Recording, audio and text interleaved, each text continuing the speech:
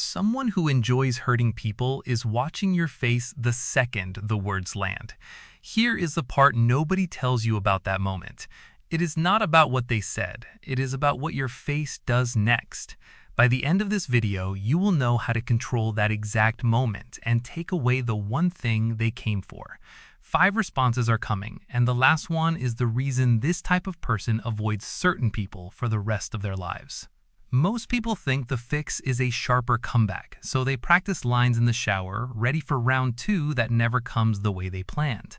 The problem is never a lack of words. The problem is the reaction underneath the words, and that reaction is exactly what gets studied and repeated.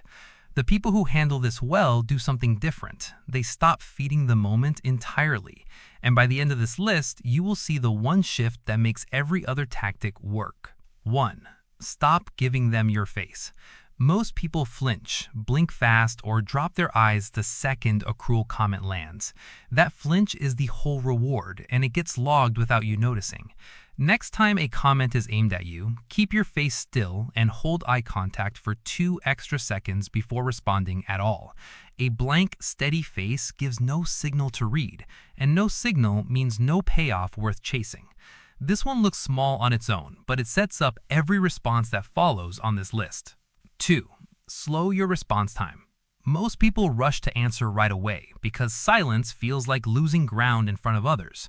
A slower reply feels like control once you actually try it. Count to 3 in your head before saying a single word back, even if the silence feels long and uncomfortable to sit inside. Speed reads as panic, and a delay reads as someone who was never rattled in the first place. Hold on to that pause because it becomes the base every other move on this list built from. 3. Mirror boredom back. Most people try to match the energy of an attack, meeting anger with anger of their own. A flat, bored tone does more damage than a raised voice ever could, and it costs far less energy.